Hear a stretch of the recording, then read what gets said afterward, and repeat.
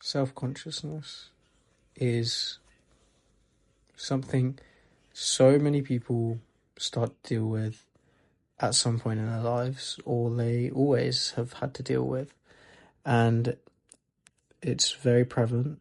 And I made this account to talk about feelings and supporting people through things that, are very tough and stuff that I'm going through currently, and that I think is really important to discuss. And one of the main themes I really wanted to talk about was self-consciousness and self-belief and hatred and all of the things that come when you are by yourself, when you're just you and no one's telling you, hey, you're this, or hey, you're that, or hey, you're good enough, or hey, you're not enough. It's the stuff that you tell yourself, your inner thoughts.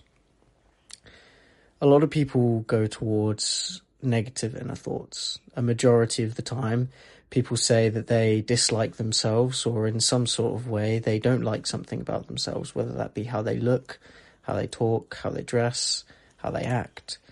Some form of negativity is always prevalent when reflecting upon yourself nowadays.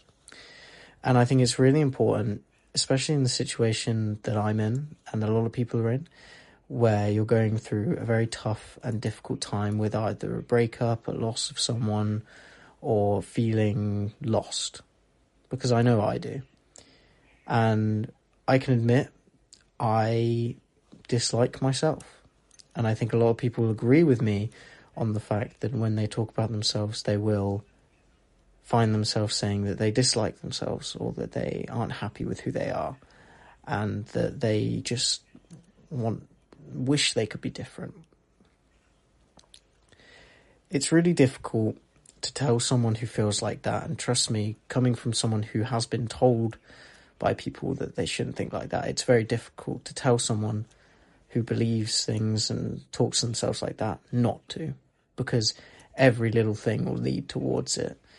For me, it was believing that I was enough for someone, and then they betrayed my trust, and I then went on from there thinking that I wasn't enough, and that maybe there was something wrong with me and that I needed to be different, which wasn't in fact true. It was just a skewed way of my mind telling myself that, it was my fault, and that it wasn't anyone else's, and that I did it to myself, which isn't true necessarily. And I find that with a lot of people I speak to about it, is that they will feel these things because either they blame themselves or they believe these things about themselves because it has someone to put the blame on, which is themselves, which is a horrible thing to live with.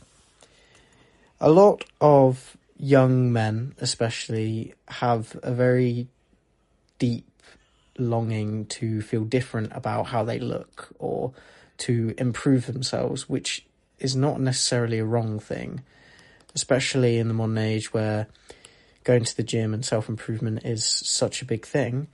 I think it's really important that that is tapped into, but in a healthy way. And I find that I found myself in a situation where I was trying to self-improve in an unhealthy way. When I was in my relationship at the time, I believed that I wasn't good enough for my partner, and I thought that I was not good looking, or compared to people that she'd spoken to in the past, that I was completely out of her league. In a sense, I was below. And that made me really rethink everything about myself. So I started going to the gym, not because I wanted to improve, but because I wanted to be better for someone else. And that idea of believing that I needed to be better for someone else really put me down. Especially now in this situation, it made me at points really believe that I was not enough, and that what I had done was not good enough, and how I looked and how I dressed and how I behaved wasn't good enough, when in fact, in reality, it was. I just had a very skewed and unhealthy view on it because I didn't know what to do. So when it comes to the topic of how you feel about yourself especially, please don't worry. You are enough.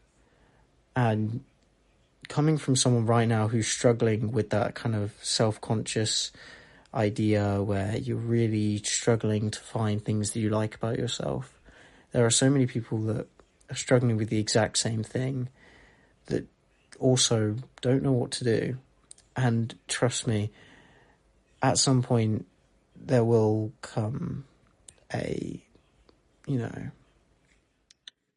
reevaluation of sorts where you'll see yourself and you think, hey, maybe actually I'm okay. Maybe I am happy with the way I look. Maybe I am happy with the way I dress. Maybe I am happy with the way I behave. Maybe I just didn't realise.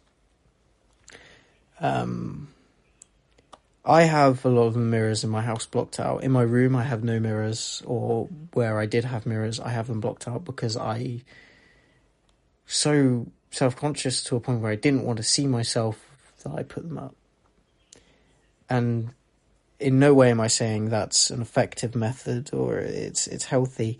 It was something that I have done and kept up because it helps me not remind myself that I am who I am by the way I look, and that I am who I am by the way I behave and by the way that I treat every day as it is, that I go through each day, and not say, hey, well, I could have done this. Instead I say, well, I did do this, and it was better that I did do that, not that I didn't do this or that I didn't do that.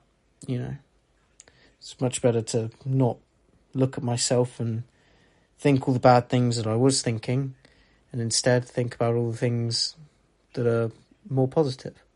And that may come very, very hard to find. It may come very difficult to understand, but at the end of the day, sometimes it will be difficult. Sometimes it will be really difficult to see that. But trust me, it'll come. Thank you so much, guys, for watching. I thought I'd do a little outro. This one doesn't have my face in because I just slapped a bunch of clips of me playing games because I thought that would probably be more of an entertaining video to watch. Just keep the dopamine levels high just while you listen to maybe some difficult stuff to hear, but affirmative words. And I hope you guys will do well. See you later, and goodbye.